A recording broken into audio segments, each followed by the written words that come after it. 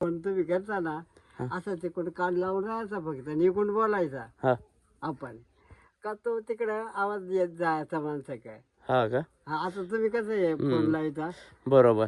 म्हणजे त्या बाजून दरवाजा आहे का नाही ते बाजू दरवाज्यात म्हणजे त्याला नाही नाही पण का पहिले खडक होता ना हा ते त्याला असं खडकालाचा दरवाजा- आवाज येत होता. हा आवाज येत होता. असं तुम्ही इकडून बोललो ना याच्यात मधले हा याच्यातून बोललो ना.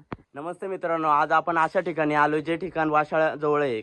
वाशाळ्याजवळ आपण आलेलो आहे. आपण आज पांडवलेणी बघणार आहे. पांडवलेणीचं वैशिष्ट्य काय आहे तर पांडव पूर्वीच्या काळात या वाशाळ्याजवळ येऊन गेले. वाशाळ्याजवळ आल्यानंतर कुठे राहावे याच्यासाठी त्यांनी एक डोंगर बघितला.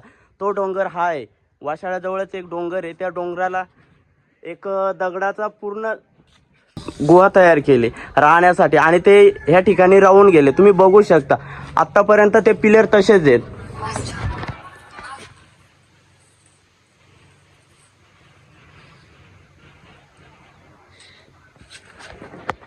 आणि त्यांना पाणी पिण्यासाठी त्यांनी एक टाकी पण इथे तयार केलेली आहे. त्या टाकीमध्ये अजून तरी पाणी राहतंय. हे बघू शकता तुम्ही या ठिकाणी अजून तरी पाणी आहे. पांडवलेणीचा हा मुख्य दरवाजा आहे. त्यामधून आपण आतमध्ये जाणार आहे. तुम्ही बघू शकता आतमध्ये आवाज कसा घुमतोय. तुम्ही जर कधी या ठिकाणी आला तर तुम्ही नक्की आतमध्ये येऊन तुम्ही बोलू शकता. तुमचा आवाज कशा पद्धतीने आतमध्ये घुमतोय. आतमध्ये शंकराची एक पिंड आहे, नंदी पण आहे. आणि ह्या ठिकाणी पूर्वी जे साधू संत होते ते या ठिकाणी ध्यानास्थ म्हणजे पूजापाठ करण्यासाठी निवांत बसत होते. तुम्ही बघू शकता पूर्वीच्या काळात कोरलेली ही अजूनपर्यंत हा खांब आज पहिल्यासारखाच आहे. म्हणजे याला काही कोणता तडा गेलेला नाहीये. हा कोरीव काम आहे. हा अजूनपर्यंत तसल्या तसा आहे.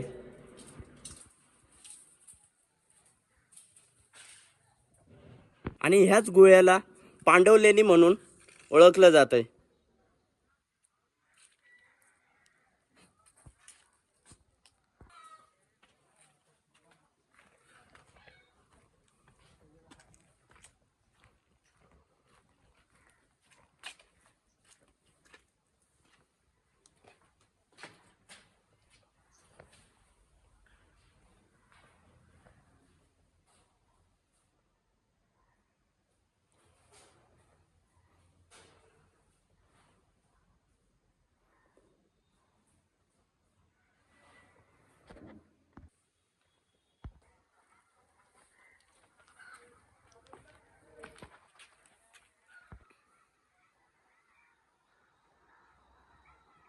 तो मोठा पांडवल्याना सातपूर जवळ म्हणजे असा केला.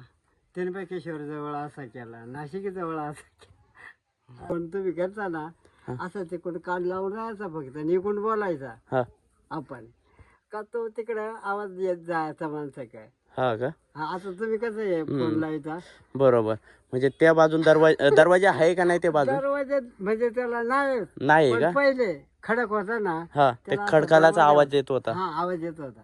असं तुम्ही इकडून बोललो ना याच्यात मधले हा याच्यातून बोललो ना थोडासा इकडून हे फोनच्या गती आवाज यावा एवढाच नाद ठेवला होता पहिले. बरोबर.